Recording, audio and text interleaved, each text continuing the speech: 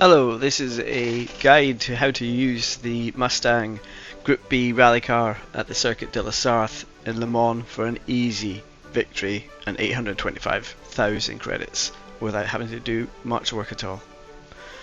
The Group B rally car from Ford is found, as you'd expect, under Ford in America and Brand Central. It's only 450,000 to buy the car. And if you do the race a lot, even if you just do it once, you make your money back. But this car is such a nice car to drive. The only things you need to buy are the racing hards, the racing mediums, and the supercharger for high-end torque. You don't have to make many changes in the car settings. The main one is just to reduce the front downforce a little bit and to adjust your gear ratios for a higher top speed, pretty much removing second gear altogether. And if you just follow the settings that are on the screen just now, then you should be able to have a very fast car down the straights. This can be tweaked a little bit to maybe get to 200 miles an hour. I've maxed out at about 198, but that's more than fine for this car, especially with the AI. I set the top speed at 360. There's not much difference between the low end and the high end torque, but the high end torque obviously does give you a slightly higher brake horsepower, so we use it and lower the front downforce from the default of 150 to 141. Only 3 tyres I would ever choose on this track are the mediums, the hards, and the racing intermediates. So if we just load up into a race with those settings, you're just under 700 pp. This race will be an absolute breeze. The only problem you will have is the rain and when it comes, how hard it comes down. But even with that, as you'll see, there's no problems with this strategy of basically fuel mix 3 or 4. I usually do 4 for the first lap using slipstream to gain the speed that I won't get in the other laps, and then 3 until the first pit stop, which is either at the end of lap 2 or lap 3 for anyone who's done the course before. That is always dependent on the rain. The major drawback of this car on this track is tyre wear, especially on the front left. So you're not really going to be able to do fuel mix 6 and 4 laps unless it's raining for the whole race, which it never does.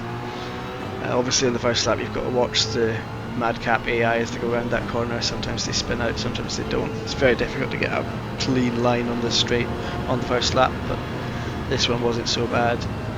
This is in fuel mix 4 and you should be able to max out about 190 miles an hour, maybe a little higher if you've got the adequate slipstream from the cars in front, but easily got well above that to 196 in fuel mix 4 with a good getaway from the corner before the straight. Into one of the more shorter straights, you'll not really get to 190 in fuel mix 4 ever on this straight, but with the slipstream you'll easily breeze past these cars. It's not even a race. This car is so OP for this track, but the good thing about the car is it is really nice to drive. Even with the tyre wear, yeah, the third lap you'll have on a set of tyres will be a little bit more difficult, but it's a very nice car to drive.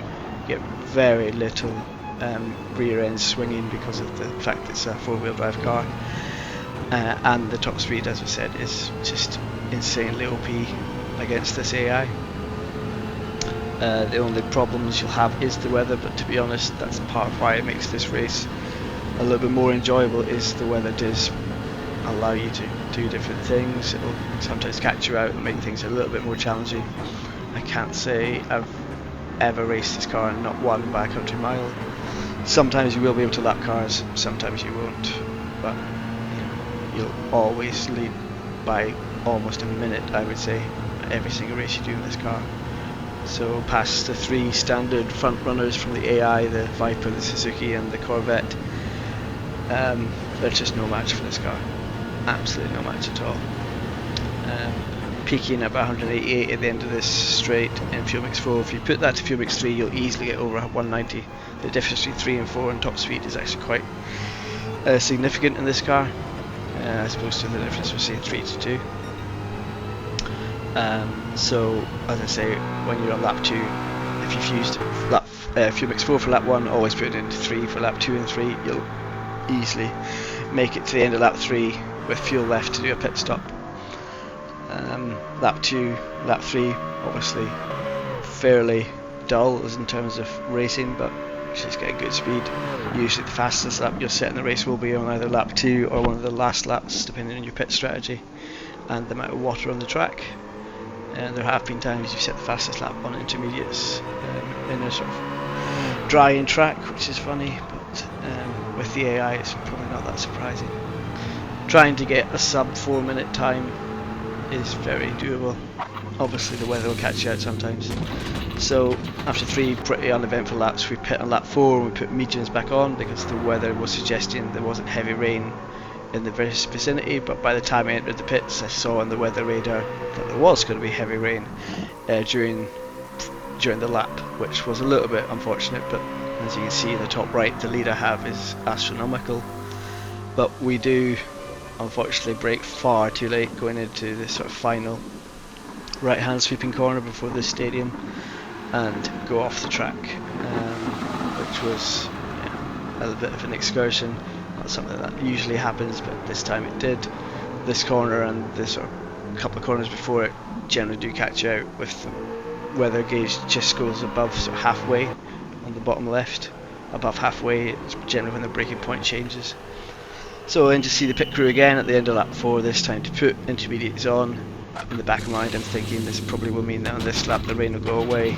I'll have to pit again for mediums, but I usually like to pit for mediums again at the end of the race just to do a nice fast lap on fuel mix 1. There's absolutely no dramas putting the intermediates on this car. It will handle even like extreme wet conditions. You just got to be a little bit more careful, but as long as the gauge is up to 2/3 full on the water gauge, then you'll have no problems at all. It handles really, really well with intermediates on. And if the track is sort of 2/3 wet gauge for a couple of laps, your tyre wear won't be that significant. But if it's about 1/3 full, just above the sort of first sort of marker, your tyres will actually wear quite significantly on the intermediates, which is something you do have to watch out for if you're planning to just coast to the end of the race on the intermediates, even if the track is drying. So at the end of lap 5 we decided to do another lap on the intermediates because 2 laps would be fine with them, especially when there was still a fair bit of water on the track. But at the end of lap 6 the track had pretty much dried out completely, so we go in to put our 3rd stop and our final set of mediums on. It is unfortunate that generally in this race you're probably going to have to do 3 stops with this car. It does mean that you'll probably go over the 30-minute mark sometimes you won't. It depends how fast you are in the laps outside it, but because the car can generally do a lap underneath the 4-minute mark, it does mean you'll easily be able to complete it whilst winning, but also you might be able to complete it before the time runs out and sit on the finish line waiting for the timer to hit 0. I'm just going to show the last lap in sort of bumper cam just to show the difference in top speed and fuel mix 1. Bearing in mind that on the first lap when we showed this straight there was slipstream effect. This time we don't have any slipstream effect. This is just fuel mix 1 and trying to get as good an exit as possible before the straight. Didn't get the best, but it wasn't the worst. I slid on a bit of water on the track, and you get to about 198 miles an hour, which is the fastest thing I've ever gone in the car. I think I might have hit 199 once, but I've never hit 200 with the current gear ratio settings. I'm certain it's possible, but it's not something I'm desperately worried about. I did try to just make sure I could consistently get to sort of late 189, 190 on most of the straights, and this is the last lap. 1 car to lap. Sometimes you go to lap 6 or 7. Majority of the time you won't lap any of them because of the rain messing up your strategy, meaning you have to pit 3 times. The races where you have to pit twice will be the races where you're much faster than the AI and you have to wait at the end of the finish line. But as we go past the last couple of corners, that's a win by a country margin to 2nd place, and if we'd had another lap we'd have lapped pretty much half the field, I would have thought. So that's it. Very easy race with some slight adventures. It's a lovely car. Very, very easy to win the race with this car. Very nice to drive. Makes doing the race quite fun, if you ask me. And thank you. Thanks for listening. Cheerio.